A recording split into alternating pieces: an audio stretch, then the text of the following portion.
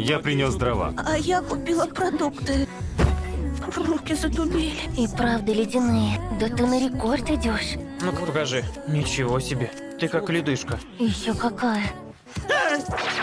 За что? Говорю же, рекорд. Угу. Она жуть какая холодная. Снег пошел. Опять будем ждать, пока зима закончится. Высоко в горы лезть не придется, так что снег нам не страшен. Главное, в метель не угодить, и все будет хорошо.